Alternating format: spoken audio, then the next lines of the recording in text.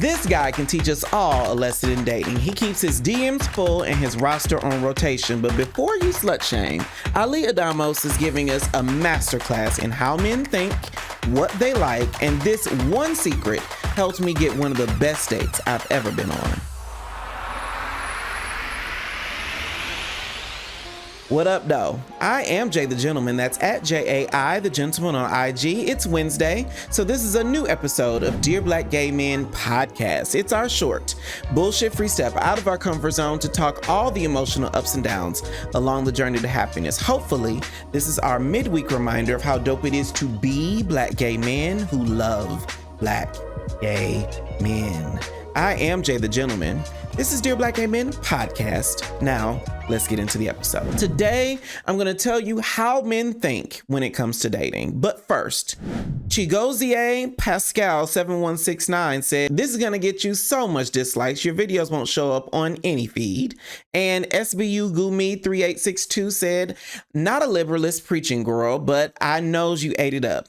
And to that, I say thank you. There is this dude on Twitter who is famous for taking so many men on the weekends as he travels across the country. His name is Ali Adamos, and he's a proud compact disc. He'll post up at hotels throughout the country, and he record his compact disc sessions for the subscriber sites. I'll admit that I watch his stuff on Twitter. You keep doing you, because that's your business. But this last time I saw him, in a moment of clarity, I saw something at play, and it took a compact disc session for me to get it. So I'm watching Ali get it from all the different men during his compact disc session. Meanwhile, I'm thinking about one particular man. There was this boy. We'll call him Tyrone.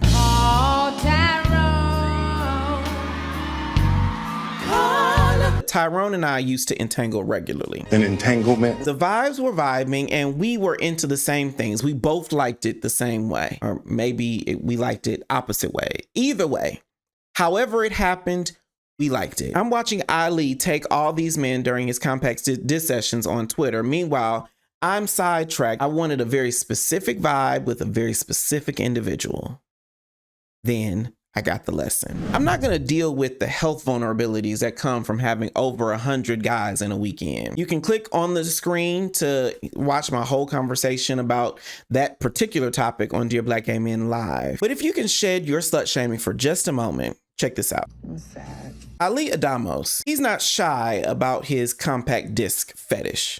He likes the feeling of having many men. Now, I'm not judging it. You keep doing you, because that's your business. In order to live out that fetish, he needs men, plural, lots of them. He can't be a compact disc without someone to compact in his disc. Men, in his case, are absolutely critical to him leaning into his particular scene. These men that we're watching on Twitter with Ali are essential. In my entanglement situation, however, I needed a particular man. I wanted a particular vibe with a particular individual. It wasn't any one thing that he did or does that I needed. I needed the whole man. Tyrone, different than all those men with Ali, was necessary. There is an equation to keep a man happy that Ali has taught us. A happy man in a dating situation has to be necessary long before he can ever be essential.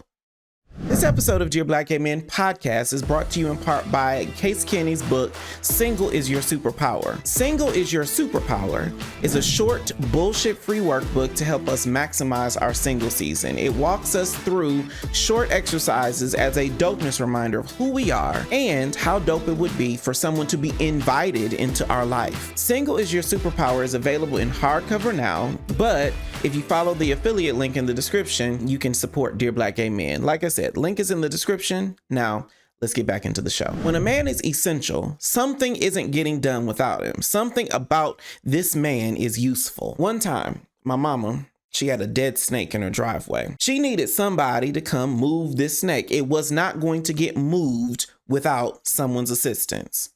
In that instance, when I had to put on my gloves and go over her house to do a chore, I was essential. The snake wouldn't get moved without me. But a man is not just the sum of his abilities. He's not just a set of arms to get something off the top shelf. He's not just a warm body that feels good as the big spoon. And he's not there just to compact in your disc. In order for a man to truly feel value, to thrive in a dating situation with you, he must be necessary. Essential is when any man, any number of men will do. But necessary is when this man, this particular man, is required. One time, I was visiting my best friend, McQuan, in Dallas. He needed new windshield wipers.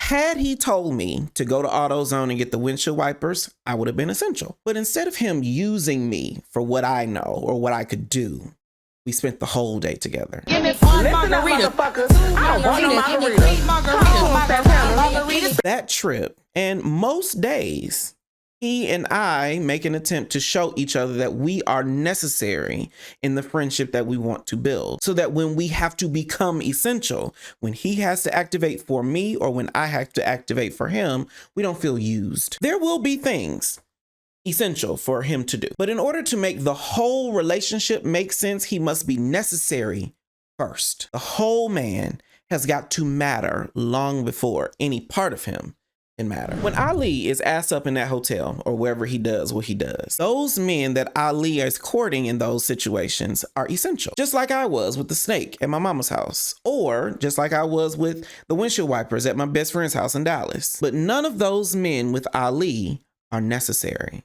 Otherwise, it wouldn't take 100 of them to get the job done. And had my Hello Kitty snapping and cracking and popping. But I think the bigger lesson is our approach to dating in general.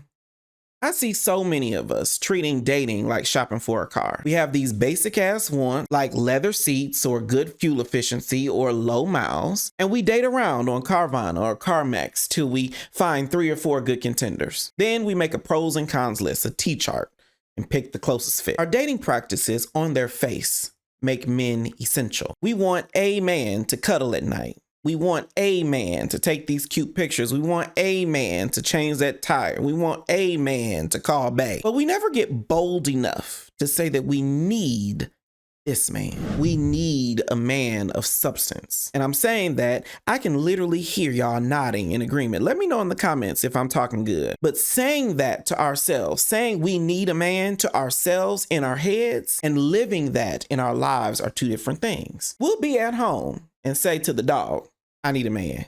Then we go on a date and we say shit like, I'm not really looking. Or we'll be in the car thinking it's time to settle down. Then doom scrolling on the app, swiping right on every cute face, but never sending a message. We'll be traveling for work, wanting someone to pick us up from the airport, or wanting someone to enjoy our cooking with us, or wanting a companion to go to the Star Wars premiere. Judge me later. But when we get a chance to live out those desires and find someone who reflects them, you get tongue-tied and default to some I'm just vibing type bullshit. Judge him however you might. The biggest thing I admire about Ali is that he is clear about his intentions. He knows what he wants from all them men, and he moves in its direction with every Twitter post. He's able to stand 10 toes down on who he is and what he's looking for and what he has to offer. It's no mistake that he finds exactly what he's looking for hundreds of times in a weekend. What would you find if you would just boldly say that you're looking for it? And more importantly,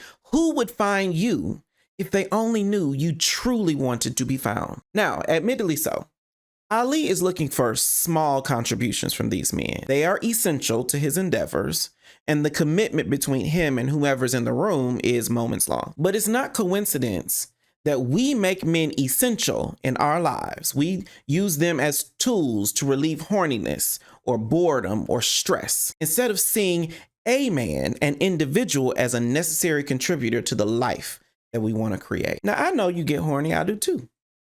I know that every man who hosts or is mobile isn't going to be Mr. Right. He may not even have the capacity to understand what that is in your life. But we can't be so focused on the essential quality of men that we forget that some men, a man, will be necessary to our lives if we allow him to be. Treating individuals as necessary is a muscle we have to grow and work out. When was the last time you told your best friend that he was necessary? Best friend, you look good. When's the last time you said to your brother or sister or cousin that they are necessary to your life? When's the last time you spent some necessary time with your parents? If you have, that same necessity is what's going to carry you into and through your next dating situation if you let it. If you haven't, this may be the status check on identifying if and how you value people in your life. Are you open to the idea that a man will be as necessary to your life as all those other relationships? The time to test that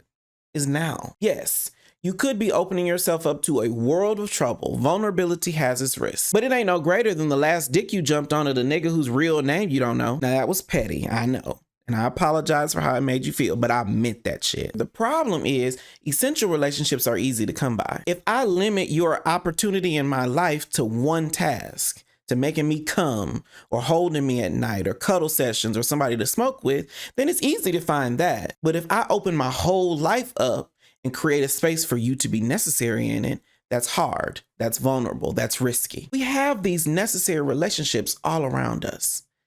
The key, friend, to your next dating situation is valuing that particular man as such. If he's necessary, well, how quickly you text back, reflect it. If he's necessary, will your tone and your words tell it? If he's necessary, are you willing and courageous enough to show him your vulnerability on a level that he can receive? When you make necessary space in your life for a man to fill, the essential parts become easy. So dear Black gay men, you are necessary. Say it back. That was our show. Tomorrow I'm talking to a bottom who likes them big and a top who wishes it was bigger.